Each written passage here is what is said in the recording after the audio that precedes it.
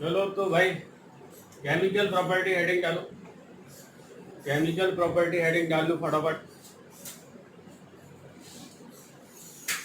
देखो chemical property में actually पढ़ना क्या है, what kind of reaction that you are going to study over here in this particular chapter. What kind of reactions are shown by alkyl halide as well as haloarine? Alkyl halide द्वारा कौन कौन सी ऐसी reaction है जिसको तुम्हें यहाँ पढ़ना है, ठीक। उसके लिए एक शॉर्ट ट्रिक याद रखो, red man, red man, red man एक शॉर्ट ट्रिक है to remember the type of reaction which is shown by alkyl halide only. Alkyl halide द्वारा कौन कौन सी रिएक्शन शो होंगी उसको रेड मैन से याद करो। तो रेड मैन का मतलब क्या है ये समझ लें। रेड का मतलब यहाँ पे क्या है, रिडक्शन देखेंगे हम। एम का क्या मतलब है, मेटल से रिएक्शन देखेंगे। ई से क्या मतलब है, एलिमिनेशन देखेंगे। एलिमिनेशन में तुम्हें मालूम ही है टू टाइप की होती है, E1 होती है और E2 होती है। और N का मतलब क्या है, न्यूक्लियोफिलिक सब्स्टिट्यूशन रिएक्शन। SN1 पढ़ेंगे यहाँ पर और SN2 पढ़ेंगे, ठीक है। हालांकि और भी होती है, SN1 होती है, SN2 होती है, SNI इंटरनल होती है और SN1CB होती है, ठीक है। With formation of nucleophilic substitution reaction with formation of conjugate base, SN1CB कहलाता वो, ठीक है। तो अपन most prominent reaction that is shown by alkyl halide that is nucleophilic substitution reaction. सबसे इंपॉर्टेंट रिएक्शन कौन सी होगी, nucleophilic substitution reaction that is shown by alkyl halide, ठीक है। एल्किल हैलाइड जो है न्यूक्लियोफिलिक सब्स्टिट्यूशन रिएक्शन बहुत अच्छे से शो करता है और इसलिए ये बहुत इंपॉर्टेंट पार्ट हो जाता है एल्किल हैलाइड का। एल्किल हैलाइड का सबसे इंपॉर्टेंट पार्ट क्या हुआ, न्यूक्लियोफिलिक सब्स्टिट्यूशन रिएक्शन। तो पहले एक स्केलेटन देखते हैं इसका, सीधे से समझने की कोशिश करते हैं न्यूक्लियोफिलिक सब्स्टिट्यूशन है क्या।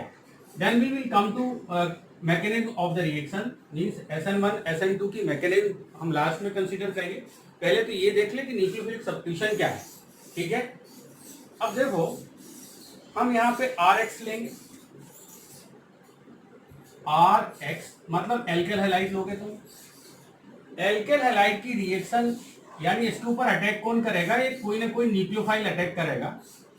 और एरो को ऊपर हमेशा आप लिखा देखेंगे सॉल्वेंट। फिर यहां पे प्रोडक्ट बनेगा यानी R से न्यूक्लियोफाइल आके जुड़ेगा और जो यहाँ पे हेलोजन पार्ट है वो निकल जाएगा। अब ये क्या कहलाया भैया, ये तो सबस्ट्रेट कहलाया, ये क्या कहलाया, सबस्ट्रेट कहलाया। और ये क्या कहलाया, रिएजेंट कहलाया। अब ये सोर्स कुछ भी हो सकते हैं, न्यूक्लियोफाइल है, न्यूक्लियोफाइल का सोर्स अलग अलग हो सकता है। तो अभी इसको मैं क्या बोलूंगा, रिएजेंट बोलूंगा। ये क्या है, प्रोडक्ट है, ठीक है। अब यहां पे समझो बात को, इस पार्ट में सबस्ट्रेट के पार्ट में X को मैं कंसीडर करूंगा एज लीडिंग ग्रुप। क्या बोलूंगा इसको, लीडिंग ग्रुप। इसको क्या बोलूंगा मैं, न्यूक्लियोफाइल है। सॉल्वेंट मालूम है, सॉल्वेंट दो प्रकार के यहां पे यूज हो सकते हैं। कौन कौन से सॉल्वेंट यूज हो सकते हैं, पोलर प्रोटिक हो सकता है और पोलर एप्रोटिक सॉल्वेंट हम देखेंगे।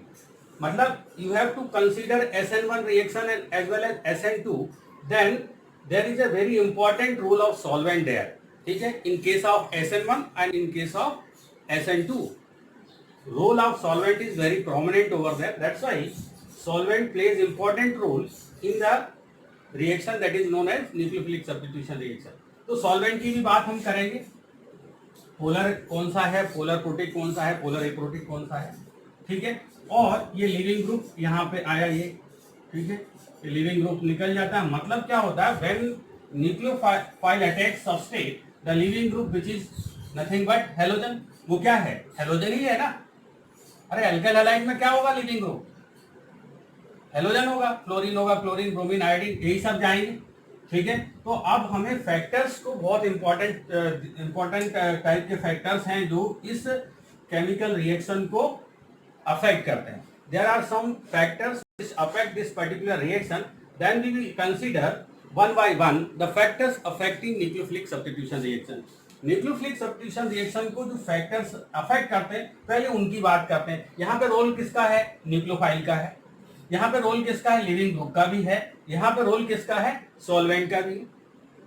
ठीक है ना. तो सॉल्वेंट बहुत इंपॉर्टेंट रोल अदा करता है, तो हम सॉल्वेंट को पढ़ेंगे, न्यूक्लियोफाइल को भी पढ़ेंगे. ठीक है. न्यूक्लियोफाइल हमारा अच्छा होना चाहिए, न्यूक्लियोफिलिसिटी उसकी अच्छी होनी चाहिए. लिविंग ग्रुप कैसा होना चाहिए? अच्छा लिविंग ग्रुप होना चाहिए. यानी कि क्या मतलब है? जब कभी भी न्यूक्लियोफाइल इसके ऊपर अटैक करे तो लिविंग ग्रुप आसानी से चला जाए. ठीक है. तो लिविंग टेंडेंसी के ऊपर भी हम बात करेंगे. ठीक है. अब ये जो सबस्ट्रेट है वो किस टाइप का लेंगे वो भी हम बात करेंगे. सबस्ट्रेट की अभी बहुत ज्यादा बात यहाँ नहीं करनी है, क्योंकि हम SN1 और SN2 में उसको कंसीडर करेंगे. टाइप ऑफ एल्केल हैलाइड, 1 डिग्री लेना है, 2 डिग्री लेना है, 3 डिग्री लेना है, कैसा लेना है, तो वो बात कहाँ की है? SN1 और SN2 की. लेकिन कोई भी पर्टिकुलर रिएक्शन जो हम यहाँ पे देख रहे हैं, द न्यूक्लियोफिलिक सब्स्टिट्यूशन रिएक्शन, उसमें फैक्टर क्या है? न्यूक्लियोफाइल का है, सॉल्वेंट का है और लिविंग ग्रुप का है. तो पहले हम इसकी बात कर लें, सॉल्वेंट की बात कर लें, न्यूक्लियोफाइल की बात कर लें और लिविंग ग्रुप की बात कर लें. तो सबसे पहले कोशिश करते हैं अपन समझने की न्यूक्लियोफाइल की. किस टाइप का हमें न्यूक्लियोफाइल यहाँ चाहिए होगा, क्या इन न्यूक्लियोफाइल का रोल होता है. तो तुम्हें मालूम है न्यूक्लियोफाइल अटैक करेगा कार्बोकैटायन के ऊपर.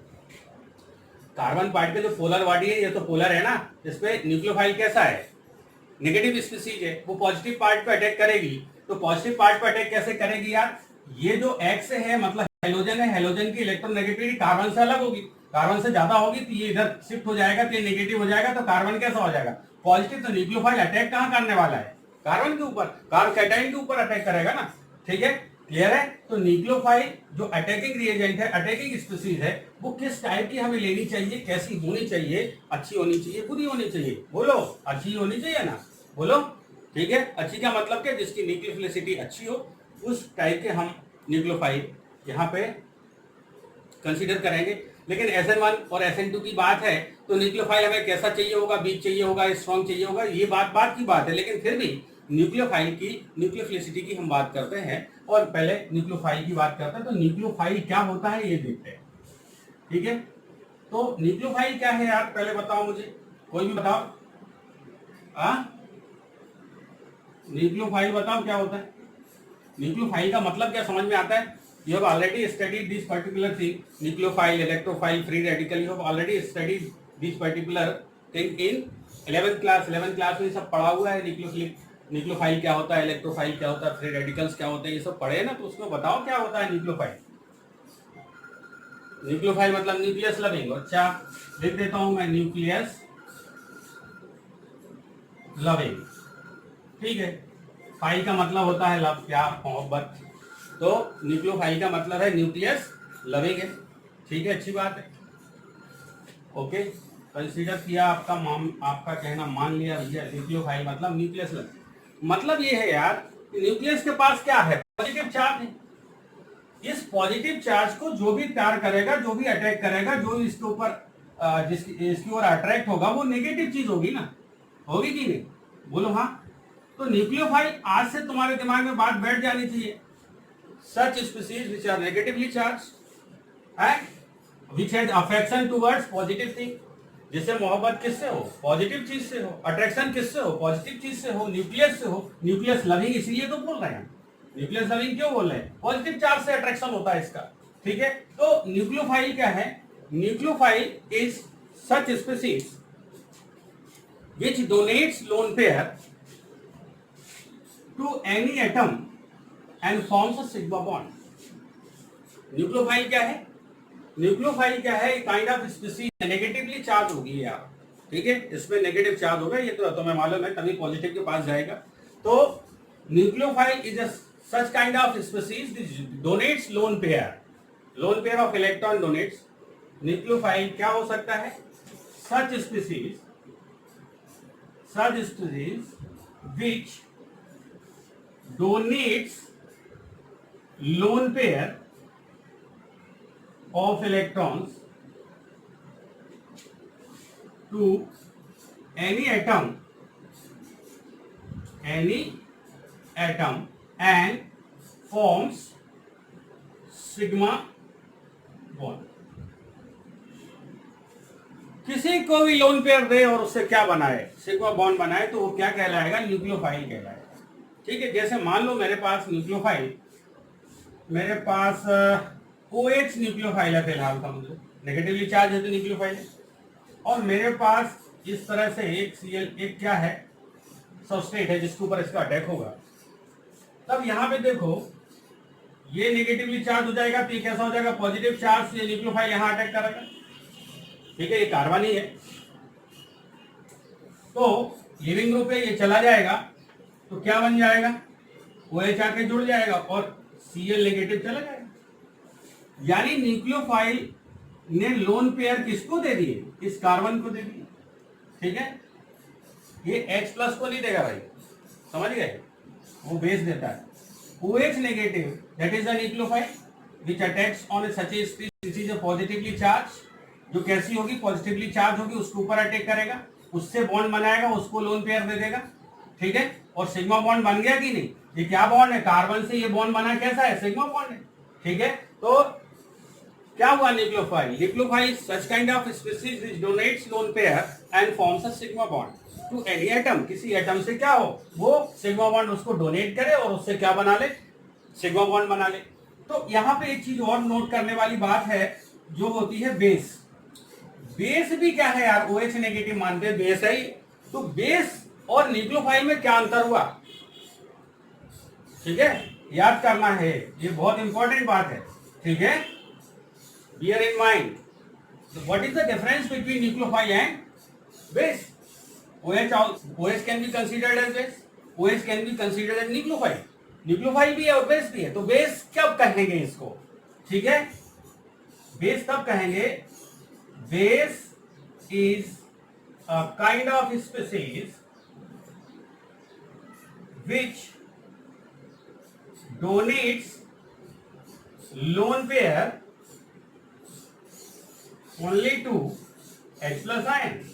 याद करो, किसको देगा, केवल और केवल H प्लस आयन को देगा। अगर मैं एक एग्जांपल से तुम्हें समझाने की कोशिश करूं, देखो जरा, ये H, ये C डबल बॉन्ड O, ये O और ये H है। ठीक है, अब यहां पर OH नेगेटिव आ रहा है, तो OH नेगेटिव इस H को लेके भग जाएगा। ठीक है, तो H C double bond O negative बचा और इसने H प्लस ले लिया, तो लोन पेयर दिया किसको यार, H प्लस को दिया ना, तो ये क्या बन जाएगा, H2O बन जाएगा। सीधी सी बात ये, कहने का क्या मतलब है, लोन पेयर, अरे बेस क्या है, बेस वो है जो लोन पेयर केवल और केवल किसको देगा, H प्लस को देगा। एक और एग्जांपल ले लो, मेरे पास NH3 है मान लो, है, तो क्या ये बेस है, लुईस बेस है, इसके ऊपर कौन आए, H प्लस आए, अटैक करेगा, H प्लस वहीं अटैक करेगा जहां पे क्या होगा, लोन पेयर होगा, तो क्या हो जाएगा यार, NH4 प्लस बन जाएगा, नाइट्रोजन के ऊपर प्लस चार्ज आएगा, क्योंकि ये लोन पेयर किस में बदल जाएगा, बॉन्ड पेयर में बदल जाएगा, तो शिफ्टिंग हो जाएगी इलेक्ट्रॉन की हाइड्रोजन की तरफ, तो इसलिए पॉजिटिव चार्ज आएगा। इसका क्या मतलब है, तो यहाँ पर ये बेस है और ये न्यूक्लियोफाइल भी है, अरे न्यूट्रल न्यूक्लियोफाइल है ना, इलेक्ट्रॉन रिच स्पीशीज है, तो न्यूक्लियोफाइल तो है, लेकिन अभी इसने किसको दिया, H प्लस को दिया, इसलिए अभी क्या कहेंगे, इसको बेस कहेंगे। तो बेस और न्यूक्लियोफाइल में ये अंतर आपको याद होना चाहिए। ठीक है, क्लियर है। अब न्यूक्लियोफाइल में सबसे इंपॉर्टेंट बात तुम्हें कंसीडर क्या करनी है, न्यूक्लियोफिलिसिटी कंसीडर करनी है। क्या करनी है, न्यूक्लियोफिलिसिटी। क्या है यार न्यूक्लियोफिलिसिटी, न्यूक्लियोफाइल तो तुम्हें समझ में आ गया क्या होता है nucleophile. Nucleophile is such kind of species which donates lone pair to any atom and forms sigma bond with that particular atom। उस पर्टिकुलर एटम से वो सिग्मा बॉन्ड बना लेगा, क्या देगी, लोन पेयर देगी। ठीक है, क्लियर बात, ये तो तुम्हारे समझ में बात आ गई। लेकिन अब इसके न्यूक्लियोफाइल की एक क्या प्रॉपर्टी याद डिस्कस करनी है, nucleophilicity.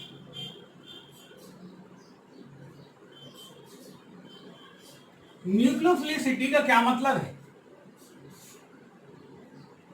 Tendency to donate lone pair. क्या समझ में बात आई, लोन पेयर देने की प्रवृत्ति, टेंडेंसी, जो जितना जल्दी लोन पेयर दे देगा, जो आसानी से लोन पेयर देगा, उसकी न्यूक्लियोफिलिसिटी क्या होगी? हाई होगी। हार्ड न्यूक्लियोफाइल कहलाएगा, आसानी से देगा वो। ठीक है, क्लियर है? आसानी से देगा। तो अब अपन समझते हैं न्यूक्लियोफिलिसिटी को। लिखते जाना है तो लिखते जाओ यार, बहुत खास बात नहीं है, ये सब पिछले साल पढ़े, इसलिए कोई बहुत लिखाने की जरूरत नहीं। ठीक है, अब देखो न्यूक्लियोफिलिसिटी में अब एग्जांपल से अपन समझने की कोशिश करते हैं। ठीक है, देखो जरा, OH नेगेटिव है मेरे पास और H2O है। क्या ऑक्सीजन के पास लोन पेयर है? क्या ये इलेक्ट्रॉन रिच स्पीसीज है? और इसके ऊपर चार्ज है, एनायन है, तो इसका मतलब ये है कि इसके पास भी क्या है? अरे इसके पास भी लोन इलेक्ट्रॉन की डेंसिटी ज्यादा है, इसके पास भी इलेक्ट्रॉन की डेंसिटी, इसके पास भी इलेक्ट्रॉन की डेंसिटी है, इलेक्ट्रॉन रिच स्पीसीज ए भी है और ए भी है। तो इसमें अच्छा न्यूक्लियोफाइल कौन है? OH या वाटर? अच्छा न्यूक्लियोफाइल OH नेगेटिव है। ठीक है, इसकी न्यूक्लियोफिलिसिटी इससे ज्यादा, वाटर मॉलिक्यूल से OH नेगेटिव की न्यूक्लियोफिलिसिटी ज्यादा है। समझ में आया? तो याद रखना, एनायनिक स्पीसीज, जो एनायनिक स्पीसीज है, एनायनिक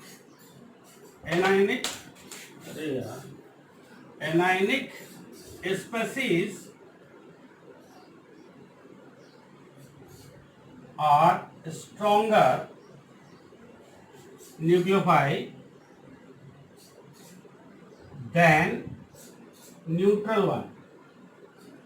न्यूट्रल से, ये न्यूट्रल है, इससे स्ट्रॉन्गर कौन है? ये। ठीक है, ऐसे एग्जाम्पल आप क्या ले सकते हैं? देखिए, NH2 नेगेटिव ले सकते हो और NH3 ले सकते हो। ये भी इलेक्ट्रॉन रिच है, वो भी इलेक्ट्रॉन रिच है। अब क्या ये न्यूट्रल है? अरे है ना। और ये क्या है? आयनिक है। तो आयनिक हमने पहले कंसीडर कर लिया। एनायनिक स्पीसीज की nucleophilicity, tendency to donate lone pair ज्यादा हाई होगी। तो अब ये अच्छा न्यूक्लियोफाइल ये कहलाएगा NH2 नेगेटिव कहलाएगा। दूसरा देखो, मेरे पास क्या ले लेता हूं, C2H5OH ले लिया और इसी को H हटा लो तो क्या हो जाएगा? C2H5O नेगेटिव हो गया। एनायनिक स्पीसीज है इसी का, तो क्या हो जाएगा? SH नेगेटिव है और क्या है? SH2 है। इसके ऊपर भी लोन पेयर रहेंगे ना, सल्फर के ऊपर जितने होना चाहिए होंगे ही। ठीक है, तो अब ये क्या है? एनायनिक स्पीसीज है, तो इसका, अरे इसकी न्यूक्लियोफिलिसिटी ज्यादा होगी। तो क्या एक बात समझ में आ गई आज से? न्यूक्लियोफिलिसिटी किसकी स्ट्रॉन्गर होगी, किसकी हाई होगी? If you are comparing between anionic species and neutral species. Neutral species और एनायनिक स्पीसीज में तुम्हें कंसीडर करना हो कि न्यूक्लियोफिलिसिटी किसकी ज्यादा होगी, तो याद रखना जो क्या हो, अरे जो क्या हो भाई, जो एनायनिक हो, ठीक है, जिसके ऊपर नेगेटिव चार्ज हो, उसकी न्यूक्लियोफिलिसिटी क्या होगी? हाई होगी, ज्यादा होगी। ठीक है, क्लियर है? एक चीज समझ में आ गई कि नहीं आ गई? क्लियर हो गई बात? ठीक, कोई समस्या? यहां तक कोई समस्या है? नहीं है? अच्छी। अब दूसरी बात करते हैं।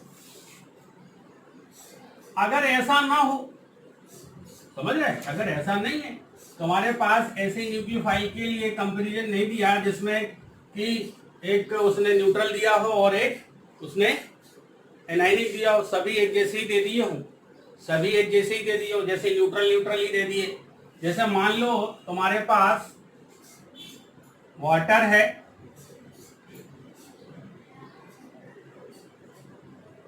क्या ये न्यूट्रल स्पीसीज है? बोलो,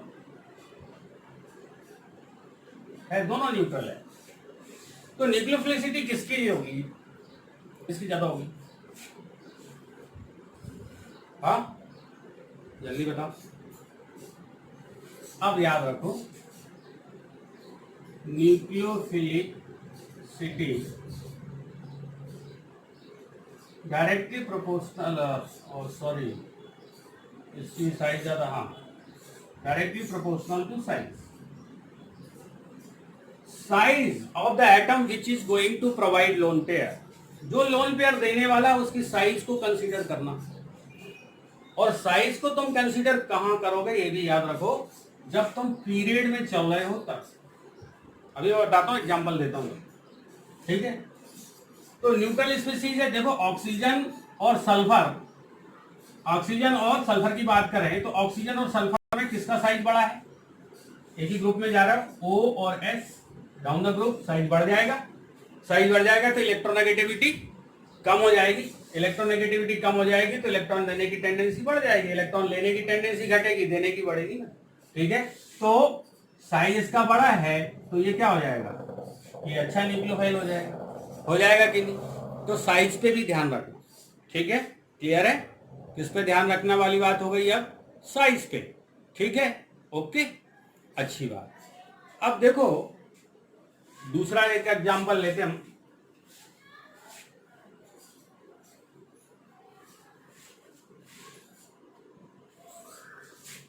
फ्लोरीन नेगेटिव है, chlorine negative, bromine negative, iodine negative, ठीक। इसमें अच्छा न्यूक्लियोफाइल कौन है? अच्छा न्यूक्लियोफाइल कौन है? क्या ये एक पीरियड की बात हो रही कि एक ग्रुप की बात हो रही? ग्रुप की बात हो रही, सही बात है। फिर कल एक ही ग्रुप में हम नीचे चल रहे हैं, डाउन द ग्रुप, ठीक है।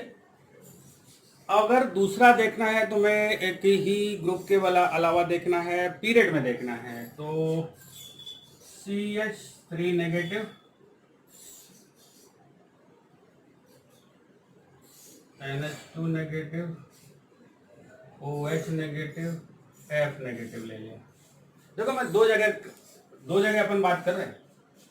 एक तो हम किस में चल रहे हैं, किस में चल रहे हैं, ठीक है, पीरियड है ना, 6, 7, 8, 9 पीरियड में। हम यहां पे कहा चल रहे हैं भैया, डाउन द ग्रुप चल रहे हैं। देखो आप जो भी न्यूक्लियोफिलिक सब्स्टिट्यूशन रिएक्शन देख रहे हो, और लिविंग ग्रुप और ए न्यूक्लियोफाइल आया और यहाँ पे सॉल्वेंट ले रहे हैं, हम सॉल्वेंट लेंगे यहाँ पे, चाहे SN1 हो चाहे SN2 हो, तो सॉल्वेंट यहाँ पे रहेगा, सॉल्वेंट का रोल होगा। तो solvent plays important role in nucleophilicity also, ठीक है। इनडायरेक्टली ये जो सॉल्वेंट है न्यूक्लियोफिलिसिटी को प्रभावित करता है, ठीक है। The nucleophilicity is arrested by solvent also, ठीक है। solvent plays important role in the order of nucleophilicity when we consider in a particular group। जब हम पर्टिकुलर ग्रुप की बात कर रहे होंगे तब हम कंसीडर क्या करने लगेंगे, सॉल्वेंट, ठीक है, क्लियर। क्या करने लगेंगे, सॉल्वेंट को कंसीडर करेंगे, याद रखो। We will consider solvent if you are going to compare nucleophilicity of the nucleophile which are placed in the same group. Same group में अगर रखे हैं तो तुम्हें ये कंसीडर करना है, क्या कंसीडर करना है, सॉल्वेंट, ठीक। अब देखो सॉल्वेंट अगर है मेरे पास पोलर प्रोटिक, कैसा, पोलर प्रोटिक, अभी बाद में मैं बताऊंगा पोलर प्रोटिक क्या होता है, ठीक है। पोलर प्रोटिक क्या है, जैसे H2O है वाटर, ये पोलर प्रोटिक है, ठीक है। ये जो सॉल्वेंट अगर तुमने लिया है तो होगा क्या यार, ये सभी नेगेटिवली चार्ज लोग हैं, ठीक है। F से समझ लो, एनायन ही मेरे लिए F नेगेटिव होगा। ये जो वाटर मॉलिक्यूल है इसको घेर लेगा कि नहीं घेर लेगा, इस तरह से इसको घेरता जाएगा,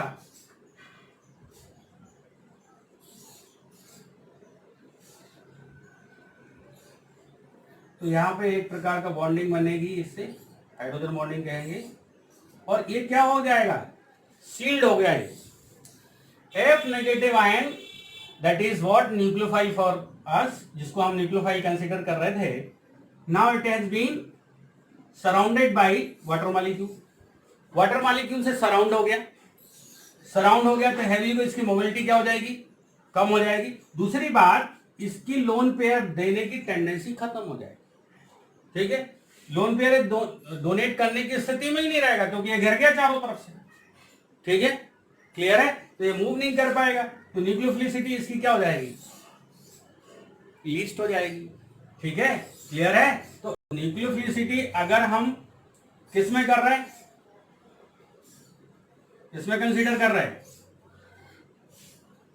अरे यार ये ग्रुप है ना, ये ग्रुप में कंसीडर कर रहा है, तो ग्रुप में क्या होगी, पोलर प्रोटिक सॉल्वेंट लिया है, तब ऑर्डर क्या होना चाहिए, सबसे लीस्ट ये हो जाएगा। तो लीस्ट ये हो जाएगा तो सबसे हाई अच्छा न्यूक्लियोफाइल कौन हो जाएगा, I negative is greater than, B R negative is greater than, C L negative is greater than F negative. ये ऑर्डर कब है, पोलर प्रोटिक सॉल्वेंट लिया है तब है, ठीक है। अगर तुम पोलर एप्रोटिक लोगे तो ऑर्डर क्या हो जाएगा, in case of polar aprotic F negative is greater than, C L is negative is greater than, B R negative is greater than I negative, तब ये हो जाएगा भाई, ठीक है। तब पोलर एप्रोटिक का मतलब क्या है, polar aprotic solvent is that kind of solvent which solvates only cation, केवल कैटायन को सॉल्वेट करता है, एनायन को सॉल्वेट नहीं करता। तो एनायन तो हमारे फ्री रहेंगे, ठीक है, पूरे के पूरे सिस्टम में क्या घूम रहे होंगे, एनायन फ्रीली घूम रहे होंगे, उस पर किसका प्रभाव नहीं पड़ेगा, सॉल्वेंट का नहीं पड़ेगा ना, क्योंकि वो कैसा है, पोलर एप्रोटिक है। Polar aprotic solvent is that solvent which does not solvate anion, anion को सॉल्वेट नहीं करता, ठीक है, क्लियर है, ओके। तो इसलिए फ्री रहेगा, तो इसकी बेसिसिटी बहुत ज्यादा है, बहुत ज्यादा बेसिक है ना, स्ट्रॉन्ग बेस हो जाएगा ये, और इसके ऊपर इलेक्ट्रॉन की डेंसिटी बहुत हाई है तो रिपेल हो जाएगा, तो आसानी से दे देगा। समझ रहे हैं यहाँ पे, ये समझना बात। अब यहाँ पे चले आओ, ये दोनों कंडीशन में पोलर प्रोटिक और पोलर एप्रोटिक में समझ गए, ये याद रखने वाली बात है। यहाँ पे क्या होगा, तुम ये वाला लगा दो, ये वाला लगा दो, कब लगाना है, लेकिन कब ऑर्डर क्या कंसीडर करना है, समझ गए, याद रखना। अब CH3 नेगेटिव, अब तुम जब किसमें चल रहे हो, ये क्या है, पीरियड है ना, पीरियड में तुम्हें साइज कंसीडर करनी है, ठीक है। अब साइज जिसकी छोटी हो जाएगी, न्यूक्लियोफिलिसिटी क्या है, nucleophilicity inversely proportional to what, size. जैसे जैसे साइज छोटा होता जाएगा न्यूक्लियोफिलिसिटी क्या हो जाएगी, अरे सॉरी, न्यूक्लियोफिलिसिटी क्या है, डायरेक्टली प्रोपोर्शनल है ना, इनवर्सली प्रोपोर्शनल साइज के, वो साइज के क्या है, डायरेक्टली प्रोपोर्शनल।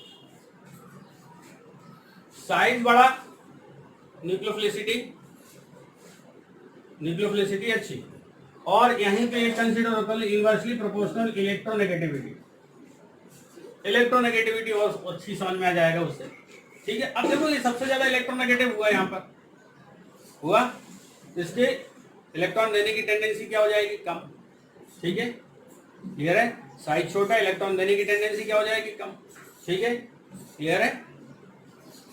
अब चलो यार, तो ये क्या हो जाएगा, आसानी से कौन दे रहा होगा, बोले यार आसानी से कौन देगा, थोड़ा सा दिमाग लगाओ, कौन देगा, इनमें यही देगा ना, इसकी साइज बड़ी है तो ये आसानी से देगा, इस तरह से चलो। ये अच्छा न्यूक्लियोफाइल यहाँ पे कौन सा पीरियड में, ये वाला होगा जिसकी साइज बड़ी है, सेम चार्ज है, नेगेटिवली चार्ज है, तुम्हें किसको कंसीडर करना, साइज को, ठीक है। साइज इसका बड़ा है तो ये जल्दी दे देगा, ठीक है, क्लियर है। साइज के डायरेक्टली प्रोपोर्शनल होगी, तो साइज जैसा बड़ा है, कार्बन का साइज नाइट्रोजन से बड़ा होगा, क्योंकि लेफ्ट टू राइट जा रहे हो तो साइज छोटी होती जा रही है, तो उस समय ये कंसीडर करना। और तुम्हें बहुत इंपॉर्टेंट बात याद रखनी है, इनमें लिविंग ग्रुप यही है और न्यूक्लियोफाइल भी यही काम कर रहा है। लिविंग ग्रुप में भी अपन समझेंगे ऑर्डर, अभी तो ये न्यूक्लियोफाइल को समझ रहे हैं, तो ये न्यूक्लियोफाइल को कैसे कंसीडर करना है समझ में आया। I is greater than B R negative और सी एल नेगेटिव कब, पोलर प्रोटिक सॉल्वेंट में, पोलर प्रोटिक सॉल्वेंट में यही होगा, है ना, पोलर प्रोटिक सॉल्वेंट में ये ऑर्डर होगा और पोलर एप्रोटिक में ये हो जाएगा, ठीक है। जब ये कंसीडर कब कर रहे हो, पोलर एप्रोटिक, क्योंकि उसमें सॉल्वोलिसिस होगा नहीं। सॉल्वोलिसिस का क्या है? Solvolysis decreases nucleophilicity. ये भी आप याद कर लो, कहीं भी मार्जिन के ऊपर लिख लो, सॉल्वोलिसिस डिक्रीजेस न्यूक्लियोफिलिसिटी। जितना ज़्यादा से ज़्यादा सॉल्वेशन होगा उतना कम क्या होगा? न्यूक्लियोफिलिसिटी का आर्डर हो जाएगा। ठीक है, क्लियर है कि नहीं? क्लियर है। अब पोलर एप्रोटिक लिया है, जैसे DMSO, DMSO क्या होता है? पोलर एप्रोटिक क्या होता है? इस तरह से होगा ना, डाइमेथाइल सल्फोक्साइड। ये वाला लिया है तो ये केवल और केवल किसको सॉल्वेट कर पाता है? कैटायन को। तो एनायन को तो कर नहीं पाएगा, तो एनायन को नहीं कर पाएगा। तो मेरे भाई तुम्हारी बात समझ में आई क्या? तुम्हारी बात समझ में ये आनी चाहिए। ये ऑर्डर हो जाएगा कब? पोलर एप्रोटिक में, और पोलर प्रोटिक में ऑर्डर ये रहेगा। ठीक है, ये इंपॉर्टेंट स्टार लगा के इसको याद कर लो, बाकी कहीं कंट्रोवर्सी कहीं नहीं है, यहीं पे आती है। ठीक है, अब इसके बाद और देखते हैं, एक आध दो एग्जाम्पल देख लेते हैं। बाकी बहुत ज़्यादा डिटेल में इसके वीडियो अलग से पड़े हुए हैं, वो अपन देख लेंगे। ठीक है, 11th के चैप्टर्स हैं ये, तो बहुत ज़्यादा मैं यहाँ डिस्कस इसको करूँगा नहीं, क्योंकि वीडियो बहुत बड़ा हो जाएगा। तो अब आगे चलते हैं। देखो यहाँ पर मेरे पास O नेगेटिव है, O नेगेटिव है,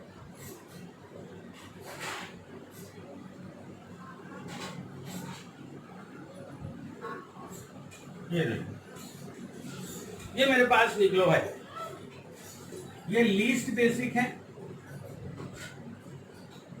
और ये मोस्ट बेसिक। तब तुम्हारा दिल क्या बोलता है? अच्छा न्यूक्लियोफाइल कौन है? बोलो, ये वाला। ऐसी गलती नहीं करनी। स्टेरिक हिंड्रेंस को ध्यान रखना है। ये बहुत बल्कि ग्रुप है। जब कार्बन के पास जाएगा तो ये बल्कीनेस इसके मूवमेंट में क्या आएगा? रोड़ा पैदा करेगा, हिंड्रेंस पैदा करेगा। ठीक है, तो स्टेरिक हिंड्रेंस इसमें बहुत ज्यादा है, तो ये अच्छा न्यूक्लियोफाइल नहीं है। ऑर्डर ये रहेगा। तो कभी कभी न्यूक्लियोफाइल में तुम्हें क्या कंसीडर करना पड़ेगा? Steric hindrance. स्टेरिक हिंड्रेंस ज्यादा, न्यूक्लियोफिलिसिटी क्या हो जाएगी? अरे कम हो जाएगी। ठीक है, तो nucleophilicity is inversely proportional to steric hindrance. ध्यान रखो, स्टेरिक हिंड्रेंस ज्यादा है तो न्यूक्लियोफिलिसिटी कम हो जाएगी ना रे। ठीक है, तो अच्छा न्यूक्लियोफाइल नहीं है ये। अच्छा न्यूक्लियोफाइल कौन है? ये वाला। ठीक है, यहाँ लगता है कि ये सी क्या कर रहे हैं? यहाँ पे इलेक्ट्रॉन की डेंसिटी को बढ़ा रहे हैं, तो ये अच्छा न्यूक्लियोफाइल ये होना चाहिए। लेकिन मेरे भाई तुम्हें क्या कंसीडर उस समय करना है? स्टेरिक हिंड्रेंस कंसीडर करना है। इलेक्ट्रॉन की डेंसिटी तो यहाँ बहुत ज्यादा है, लेकिन क्या कंसीडर करोगे? स्टेरिक हिंड्रेंस कंसीडर करोगे इस केस में। ठीक है, आ रही है बात समझ में? तो बहुत अच्छी बात है। तो ये मैंने आपको कुछ न्यूक्लियोफाइल बताए। ठीक है, अच्छे न्यूक्लियोफाइल बता दिए मैंने। कुछ है और भी बहुत सारे होते हैं न्यूक्लियोफाइल, तो वो डिटेल में न्यूक्लियोफिलिसिटी पढ़ना है तो वो 11th का चैप्टर है, 11th में वीडियो डाले हैं, उनको पढ़ो। अभी बहुत थोड़ा ज्ञान हम देते जा रहे हैं क्योंकि आगे हमें केवल SN1 SN2 को ही यहाँ पे डील करना है। ठीक है, इसलिए ज्यादा इस पर बात होगी नहीं है। आगे आने वाले समय में दूसरे सभी वीडियो तुम्हारे समझ में नहीं आया तो मेरे वीडियो जो है पिछले वाले वो देख लो। ठीक है, न्यूक्लियोफिलिसिटी ऑर्डर पर बना हुआ है, उसको देख लेंगे। ठीक है, अब आ जाओ, मैंने न्यूक्लियोफाइल निपटा लिया है यहाँ पर। अब देखो लिविंग ग्रुप, हेडिंग समझेंगे। लिविंग ग्रुप क्या है? Leaving group, leaving group is such kind of species which departs by taking away sigma electron. जैसे मैं R और X की बात करता हूं तो ये मैं इसको क्या मानना हूं? लिविंग ग्रुप मानना। ठीक है, तो लिविंग ग्रुप क्या है? Leaving group is such species which departs by taking away कौन से electron? Sigma electron. Sigma bond में जो इलेक्ट्रॉन उनको लेते हुए चला जाएगा, वो लिविंग ग्रुप कहलाता है। ठीक है, क्लियर है? तो R X एल्केल हैलाइड पढ़ना अपन को, एल्केल हैलाइड की न्यूक्लिक सब्स्टिट्यूशन देखनी है। तब लिविंग ग्रुप क्या है, यहां पर तुम्हारे पास x इक्वल टू क्या है, फिर यही लोग हैं कि नहीं, ठीक है। लिविंग ग्रुप कौन मिलेंगे तुम्हें, F मिलेगा, Cl मिलेगा, Br मिलेगा, I मिलेगा। तो सबसे अच्छा लिविंग ग्रुप कौन सा है यार, आसानी से कौन चला जाएगा, ठीक, कौन जाएगा आसानी से, बताओ जल्दी बताओ कौन जाएगा। कुछ याद नहीं करते यार, 11th का कुछ तुम्हारे पास है ही नहीं, तुम खाली हो भी, ठीक है। मतलब जीरो से बिल्कुल जीरो दिख रही है, कुछ समझ में ही नहीं आ रहा। General organic chemistry, these are very important part of chemistry, ठीक है। वहां पे टूल्स हैं, tools are there in GOC, ठीक है। ऐसे टूल्स हैं जिससे ऑर्गेनिक केमिस्ट्री पूरी खुल जाती है, ठीक है, पूरी समझ में आती। तो उसको तो पढ़ो कम से कम यार, रोज पढ़ो उनको, ठीक है, क्योंकि वही फंडे काम देंगे यहाँ पर, ठीक है। तो लिविंग ग्रुप अच्छा कौन, मैंने अभी बताया, मैंने एक एग्जांपल लिया, ये जाएगा नेगेटिव जाएगा, Br नेगेटिव के फॉर्म में जाएगा, I नेगेटिव के फॉर्म में जाएगा, ठीक है। तो अच्छा लिविंग ग्रुप कौन, यहां एक कॉन्सेप्ट बनाओ, लिविंग टेंडेंसी बेसिक स्ट्रेंथ, बिल्कुल सीधा सा फंडा बना लो। बेसिक स्ट्रेंथ का उल्टा, बेसिक स्ट्रेंथ का उल्टा, जितना ज्यादा बेसिक होगा उतना ही बैड लिविंग, जितना बेसिक ज्यादा होगा उतना ही अच्छा लिविंग होगा, ठीक है। देखो कैसे होगा वो समझते हैं। ये अगर मैं सोचूं तो इसके एसिड लिख लेते हैं अपन, HF हो जाएगा ये, HCl हो जाएगा ये, HBr हो जाएगा ये, और HI हो जाएगा ये, बिल्कुल हाँ या ना, ठीक है, इसके एसिड है। अब ये जो चीज है वो कॉन्जुगेट बेस हुआ ना इसका, HF का कॉन्जुगेट बेस क्या है, F नेगेटिव, HCl का कॉन्जुगेट बेस कौन है, Cl नेगेटिव, HBr का कॉन्जुगेट बेस क्या है, Br नेगेटिव, और HI का I नेगेटिव। तो तुम्हें ये देखना है, अगर तुम्हें ये मालूम है कि ये एसिड की स्ट्रेंथ क्या है, एसिडिक स्ट्रेंथ का ऑर्डर तुम्हारे समझ में आता है, तो बेसिक स्ट्रेंथ का भी आ जाएगा, क्योंकि स्ट्रॉन्ग एसिड का कंजुगेट बेस कैसा होगा, वीक होगा। तो तुम्हारे समझ में ये बात आ जाएगी कि कौन वीक है कौन स्ट्रॉन्ग है, ठीक है, क्लियर है। तो उससे इस ऑर्डर से तुम निकाल पाओगे लिविंग ग्रुप की टेंडेंसी क्या होगी, अच्छा लिविंग ग्रुप है कि नहीं, ठीक है। तो तुम्हें क्या कंसीडर करना है, बेसिक नेचर यहाँ पे कंसीडर करना है, करके देखो, अरे करके देखो यार। तो तुम्हें क्या ये मालूम इसका ऑर्डर क्या है, HF ज्यादा अच्छा एसिड है, क्यों, अच्छा, फिर HCl भी है क्या, HCl वाला बोलो कौन, HCl है, अच्छी बात। कुछ इधर वाले भी है क्या, HI वाला कोई नहीं, HI वाला है, अच्छा, क्या नाम है, HI है, अच्छा एसिड, अच्छा, चलो मैं सबका देख, बीच वाला कौन है रे, ये HCl क्यों है, अरे बीच वाले तो चक्कर में मत पड़ो, जो बीच वाले होते हैं कोई काम के होते हैं क्या, या तो ये हो सकता है या तो ये हो सकता है, ऑर्डर में क्या देखना होता है, या तो ये वाला होगा या तो ये वाला अच्छा सेट होगा, बीच वाला कहाँ, ठीक है, बीच वाले के चक्कर में मत पड़, ठीक है, कभी भी ऐसा ऑर्डर मत निकाला करो, ठीक है, समझो बात। अच्छा एसिड कौन, acid which can donate H plus ion in aqueous state, that is acid, RNS concept है ना, such kind of compound which can provide, which can donate, which can furnish H plus ion in aqueous state, aqueous state में जो H plus ion furnish करता है वो acid कहलाते। तो अच्छा एसिड कौन कहलाता है, जो जल्दी से क्या दे दे, H plus दे दे, जो जल्दी से H plus दे दे वो क्या है, अच्छा एसिड है। तो अब हमें देखना ये होगा कि अच्छा एसिड इनमें कौन सा है, जिसकी बॉन्ड डिसोसिएशन एनर्जी कम होगी, जिसकी बॉन्ड डिसोसिएशन एनर्जी कम होगी वो अच्छा एसिड होगा, वो जल्दी से H प्लस दे देगा क्योंकि बॉन्ड टूट जाएगा।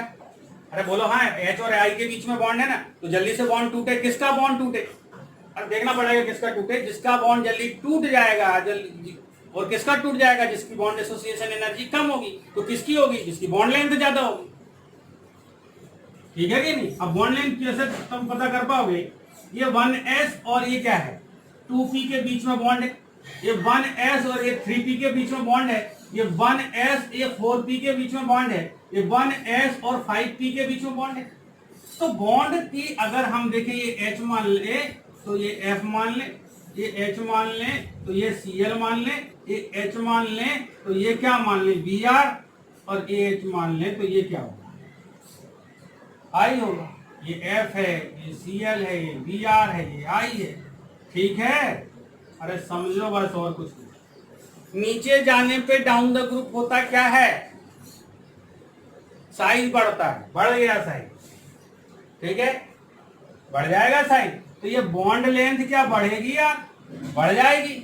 और हाइड्रोजन और हेलोजन के बीच में डाउन द ग्रुप जाने पे क्या होगा, अरे ऑब्वियस सा दिख रहा है, 1s5 के बीच में बहुत ज्यादा, ठीक है, तो बॉन्ड लेंथ बढ़ गई, बॉन्ड डिसोसिएशन एनर्जी कम हो जाएगी, तो अच्छा एसिड ये हो जाएगा, तो एसिडिक स्ट्रेंथ का ऑर्डर ये हो जाएगा, HI is stronger acid than HBr, HBr is stronger than HCl, then HF is least acidic। तो इसका कंजुगेट बेस क्या हुआ, ये, तो अगर ये स्ट्रॉन्ग था तो ये क्या हो जाएगा, वीक हो जाएगा यार।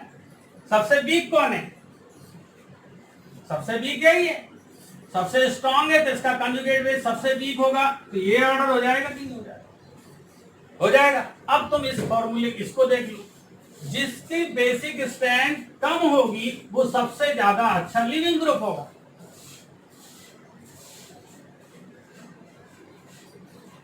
ठीक है, ये थोड़ा सा उल्टा चिन्ह लग जाएगा, ठीक है, सबसे वीक है, ठीक है, क्लियर है। तो I is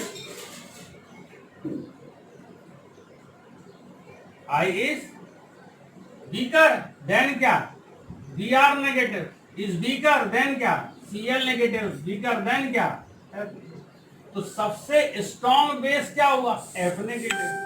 अगर ये स्ट्रॉन्ग है तो लिविंग टेंडेंसी कम हो जाएगी, यानी कि तुम क्या, बेसिक स्ट्रेंथ वीक, सबसे वीक ये हुआ ना, सबसे वीक ये है, तो सबसे अच्छा लिविंग ग्रुप हो जाएगा। तो ऑर्डर लिविंग ग्रुप का क्या हो जाएगा, I is greater than Br, negative than Cl, negative than F negative. उल्टा रिलेशन देखना है, बेसिक स्ट्रेंथ हाई है तो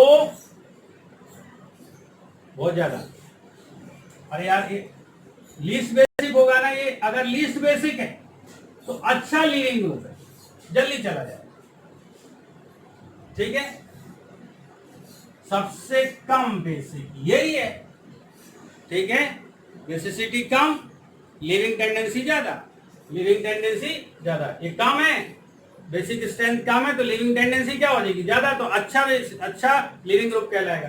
तो अब I जो था वीक बेस था, क्योंकि इसका कंजुगेट एसिड जो है HI स्ट्रॉन्गेस्ट है, अपने पीरियड में ये सबसे स्ट्रॉन्ग है ना, अपने ग्रुप में सबसे ज्यादा क्या हुआ, ये ग्रुप बना लिया, मान लो ये हेलोजन एसिड का ग्रुप है, तो हेलोजन एसिड में सबसे स्ट्रॉन्ग एसिड कौन है, HI, तो उसका कंजुगेट बेस I नेगेटिव, ये वीक हुआ, वीकेस्ट है, तो वीकेस्ट है तो वीक है, कमजोर है, तो ये लिविंग टेंडेंसी बहुत हाई है, तो वो लिविंग टेंडेंसी हाई हो जाएगी। क्लियर हुआ, ओके। दूसरा देखो, क्योंकि हमें यहां पर खासकर लिविंग ग्रुप कौन से, किससे इनकाउंटर होगा हमारा, RX लिया है ना, तो RX ये लिविंग ग्रुप है X, तो तुम्हें यही सब मिलेंगे। तो अब आज से समझ जाओ कि जो अगर मेरे पास RI है तो ये सबस्ट्रेट बहुत अच्छा है मेरे लिए, न्यूक्लियोफिलिक सब्स्टिट्यूशन करने के लिए सबसे अच्छा सबस्ट्रेट है ये, ठीक है, क्योंकि जल्दी से कौन चला जाएगा, I चला जाएगा, ठीक है कि नहीं, क्लियर है। तो ये ऑर्डर लिख लो फटाफट, ठीक, लिखो जल्दी से ऑर्डर।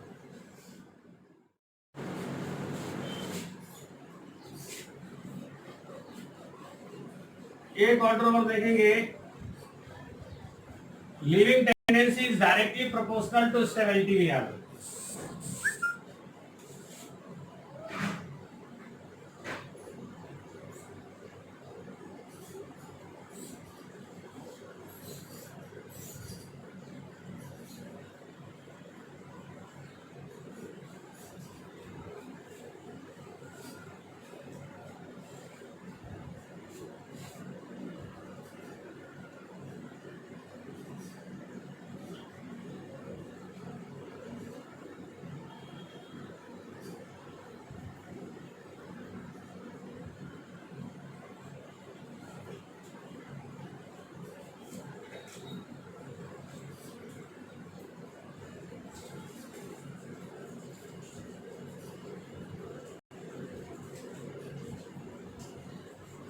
चलो इन दोनों में बताओ कौन अच्छा लिविंग लिविंग ग्रुप है, जल्दी बोलो।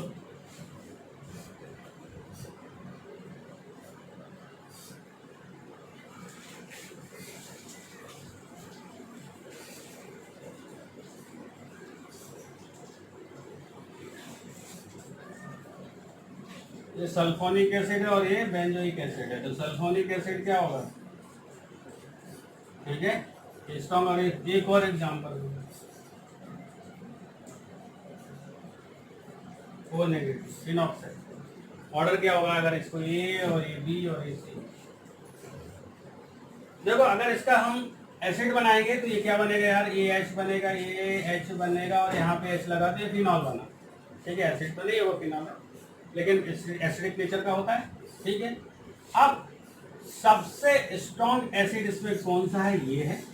तो इसका कंजुगेट बेस जो बनेगा मेरे भाई ये बनेगा कि नहीं, ये कंजुगेट बेस स्ट्रॉन्ग एसिड है। ये अगर एच होती तो स्ट्रॉन्ग एसिड है, इसका कंजुगेट बेस क्या बनेगा, ओ नेगेटिव। ये बनेगा तो ये वीक हो जाएगा, उससे ये बहुत ज्यादा स्ट्रॉन्ग, उससे कम स्ट्रॉन्ग ये है तो ये होगा, और सबसे कम स्ट्रॉन्ग ये।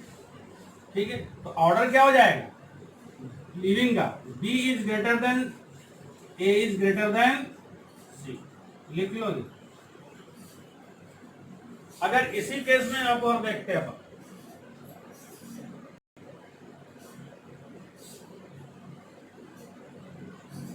यहां लिखता हूं, इसको लिखा देता हूं। इसके केस के अलावा एक और देख, जल्दी से देख यार।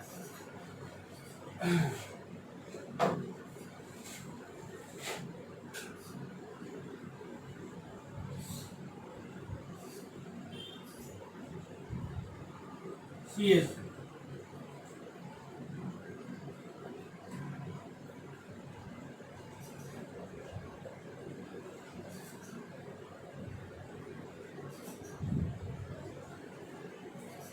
SBR लगा।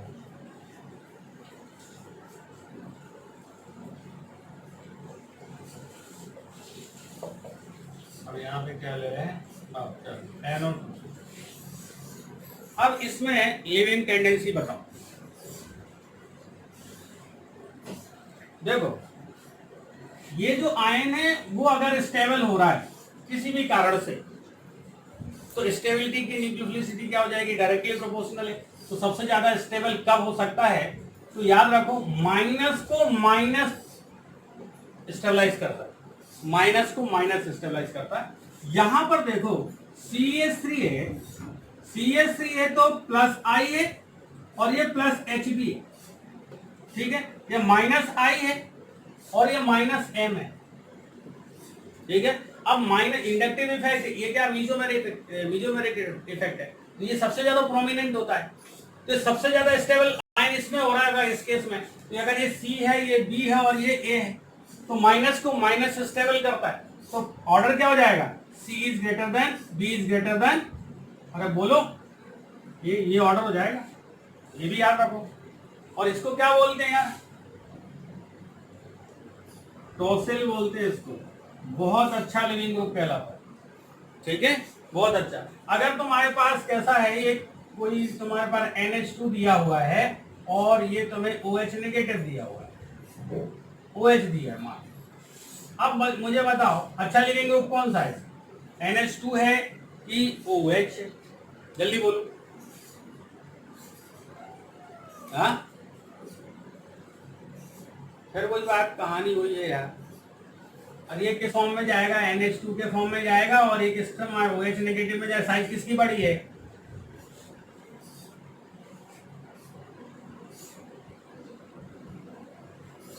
ठीक है तो ये जल्दी चला जाएगा।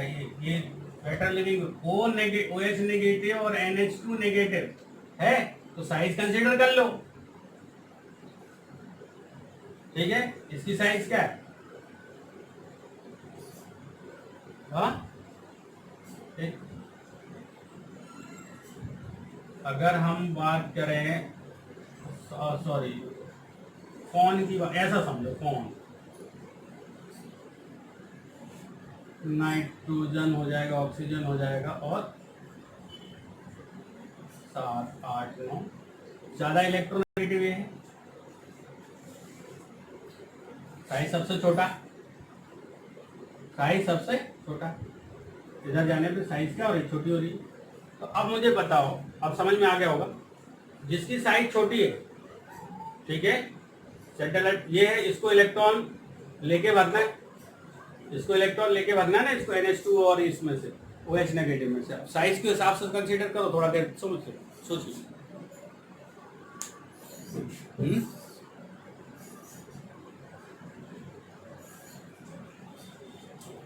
अरे हद हो गई यार, इसको जाना है ना, ये OH नेगेटिव है, इसकी साइज क्या है, छोटी है कि बड़ी, O नेगेटिव की, हाँ, अरे O साइज छोटी, तो ये बड़ी है और इसकी छोटी है, बड़ी साइज वाला क्या हो जाएगा, ये ज्यादा इलेक्ट्रोनेगेटिव है ना, ये वाला सॉरी ऑक्सीजन से, ऑक्सीजन ज्यादा इलेक्ट्रोनेगेटिव नाइट्रोजन से, तो जल्दी इलेक्ट्रॉन लेके जाएगा, ठीक है, तो ये जल्दी निकल जाएगा किससे, NH2 से, ठीक है।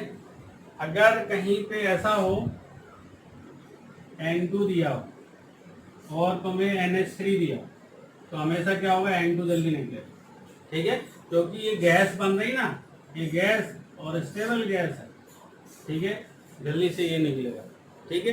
तो न्यूक्लियोफिलिक के ऑर्डर में तुम्हें लिविंग ग्रुप के ऑर्डर में थोड़ा सा ध्यान दो, ठीक है, क्लियर कट समझ आएगा। Nucleophilic leaving group inversely proportional group किसके देखना है तुम्हें, बेसिक कैरेक्टर के और स्टेबिलिटी के डायरेक्टली प्रोपोर्शनल। ज्यादा स्टेबल चीज बन रही होगी तो जल्दी निकल जाएगी, समझ में आया, क्लियर है। तो दो चीजें निपट गई, कौन कौन सी, न्यूक्लियोफाइल और लिविंग ग्रुप। अब बचा क्या, जल्दी से देख लो, सॉल्वेंट्स। सॉल्वेंट्स मेरे पास दो प्रकार के इसमें यूज कर सकते हैं हम, दो प्रकार के तो सॉल्वेंट होते हैं एक्चुअली। सॉल्वेंट अगर है तो सॉल्वेंट दो प्रकार के होंगे, एक तो क्या होगा यार, पोलर होगा और दूसरा नॉन पोलर होगा, नॉन पोलर होगा। पोलर का दो कैटेगरी होंगी, पोलर एप्रोटिक और पोलर प्रोटिक। अब देखो पोलर प्रोटिक में याद रखना, जो हाइड्रोजन है वो किससे जुड़ा होगा, कौन सा, ऐसा कोई भी, जैसे कि वाटर है H, इसमें हाइड्रोजन किससे जुड़ा, ऑक्सीजन से, तो ये पोलर प्रोटिक। अगर मैं बोलूं NH3, हाइड्रोजन किससे जुड़ा, नाइट्रोजन से। HF, हाइड्रोजन किससे जुड़ा, और फ्लोरीन F से, तो ये सभी क्या हो जाएंगे, पोलर प्रोटिक हो जाएंगे, पोलर प्रोटिक, ठीक है, क्लियर है। जैसे कि C2H5OH लो, ये क्या है, पोलर प्रोटिक है क्योंकि हाइड्रोजन से जुड़ा। CH3 C double bond OOH, ये भी क्या है, अरे यार बोलो, पोलर प्रोटिक है ना, कि ऑक्सीजन से जुड़ा हुआ हाइड्रोजन दिख रहा है एक, कम से कम एक हाइड्रोजन किससे जुड़ा होना है, F से जुड़ा हो या O से जाए N से, तो वो पोलर प्रोटिक सॉल्वेंट कहलाएगा। और पोलर प्रोटिक सॉल्वेंट की एक विशेषता होती है, polar protic solvent can solvate both cation and anion, cation और एनायन को दोनों को सॉल्वेट करता है, कौन, पोलर प्रोटिक। अब पोलर एप्रोटिक में बहुत सा अच्छा सा एग्जांपल ये देख लो, मेरे पास है डामसो, TMSO, DS double bond O, CH3 तो ये क्या है यार, डाई मेथाइल दिख रहे हैं, dimethyl sulfoxide, dimethyl sulfoxide polar है क्या, ये प्रोटिक है, बिल्कुल ये प्रोटिक है, क्योंकि यहाँ पे जो भी हाइड्रोजन जुड़े हैं वो कार्बन से जुड़े हैं, FON से नहीं जुड़े हैं, इसलिए ये पोलर तो है लेकिन कैसा है, ये प्रोटिक है। और देखो HC डबल बॉन्ड ON और यहाँ पे डबल मिथाइल लगा दो, डाइमेथाइल फॉर्मामाइड। एक और ले लो, CH3 कर लो, CH3 C double bond ON और ये क्या, CH3 और ये CH3, डाइमेथाइल एसिटामाइड, ठीक है, एक हम्पा भी होता है, डाइमेथाइल फास्फोरामाइड, ठीक है, क्लियर है। तो अब देखो ये सभी कैसे हैं, पोलर तो है लेकिन एप्रोटिक है, पोलर एप्रोटिक है। Polar aprotic solvent can solvate only cation, anion को सॉल्वेट नहीं कर पाएगा, केवल कैटायन को सॉल्वेट कर पाएगा। ठीक है, ये भी याद रखना। और यहां से कोई खास बात तुम्हें नजर आ जाती है, इतने में आ जाती है तो मजा आ जाएगा। बोलो, ये सभी शॉर्ट फॉर्म वाले तुम्हें कैसे दिख रहे हैं? शॉर्ट फॉर्म वाले तुम्हें कैसे दिख रहे हैं? पोलर एप्रोटिक दिख रहे हैं। तो अब हमेशा के लिए कॉन्सेप्ट बना लो, कहीं भी डीएमसो लिखा है, कहीं भी डीएमएफ लिखा है, कहीं डीएमए लिखा है, हम्फा लिखा है, तो ये कैसे होंगे? शॉर्ट फॉर्म वाले हमेशा पोलर एप्रोटिक हों। ठीक, क्लियर? ओके। अब अगला देख यार केस, अब हम नॉन पोलर की बात कर लेते हैं। नॉन पोलर सॉल्वेंट ऐसे होंगे, non polar solvent, non polar solvent कैसे होंगे? जिनका डायपोल मोमेंट जीरो हो, जिनका डायपोल मोमेंट जीरो, जैसे कि CCl4,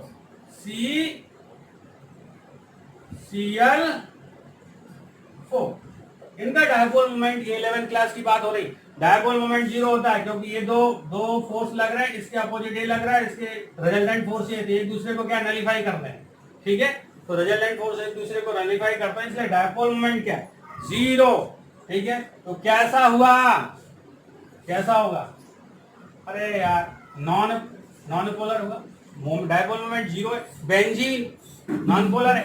ठीक है, क्लियर? आगे बात, CCl4, ठीक है, बेंजीन, ये सब कैसे होते हैं? नॉन पोलर, जिनका डायपोल मोमेंट जीरो हो वो नॉन पोलर कहलाता है। क्लियर? तो ये बात तुम्हारे समझ में आ गई। मैंने डिस्कस क्या कर दिया, न्यूक्लियोफाइल तुम्हारे समझ में आ गया, न्यूक्लियोफाइल में हमने बात कर ली, और लीविंग ग्रुप की भी बात कर ली। ठीक है, न्यूक्लियोफिलिसिटी की बात करी, यहाँ पे टेंडेंसी ऑफ लिविंग ग्रुप, ठीक है, लिविंग टेंडेंसी की बात की, और फिर हमने लास्ट क्या बात कर लिया? Solvent. These are the factors which play important role in nucleophilic substitution reaction. Nucleophilic substitution reaction में इनका बहुत बड़ा रोल है। अब कब क्या रोल होगा वो अपन ने बात कर ली है, आसान हो जाएगा ना पढ़ना। SN1 में हम पोलर प्रोटिक लेंगे कि ये प्रोटिक लेंगे, ये भी आप समझ में आ जाएगा आपको। SN1 रिएक्शन में जो सॉल्वेंट लेना है वो कौन से टाइप का लेना है, ठीक है, पोलर प्रोटिक लेना है कि पोलर एप्रोटिक लेना। अब बात समझ में आ गई। पहले बात तो यही समझ में आनी चाहिए ना कि सॉल्वेंट कौन सा पोलर प्रोटिक होता है, कौन सा पोलर एप्रोटिक होता है। ठीक है, क्लियर है? तो SN1 में कौन सा सॉल्वेंट ले रहे हैं और क्यों ले रहे हैं, तो वो भी आपको याद होना चाहिए, वो भी समझ में आता। आज हम ये समझ पाए कि ये जो कंडीशन लिखी हुई है, इन कंडीशन का क्या रोल वहां पर होने वाला है, ठीक है, वो हमने डिटेल में थोड़ी बहुत पढ़ लिया है। ठीक है, तो मेरे समझ से SN1 SN2 रिएक्शन को पढ़ने के लिए ये सफिशिएंट नॉलेज हो गया अब आपके पास।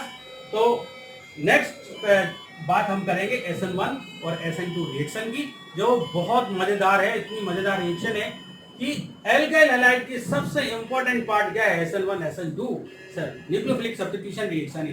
बाकी की रिएक्शन भी इंपॉर्टेंट है, ऐसा नहीं है, फिर उसमें एलिमिनेशन रिएक्शन इंपॉर्टेंट हो जाती है, लेकिन सबसे इंपॉर्टेंट SN1 SN2 ही है। एग्जाम में हमेशा यही से क्वेश्चन आता है SN1 SN2 से, और कभी कभी एलिमिनेशन से आ जाता है। तो मोस्ट मैंने बताया कि रेट ऑफ जो रिएक्शन पढ़ोगे तुम इसमें रेडमैन पढ़ोगे, ठीक है, रिडक्शन पढ़ोगे, रिएक्शन विद मेटल पढ़ोगे, एलिमिनेशन पढ़ोगे, न्यूक्लियोफिलिक सब्स्टिट्यूशन पढ़ोगे। तो all these reactions we will study in our next video. Thank you very much, मजा आ जाएगा अगले वीडियो। ठीक है, ओके।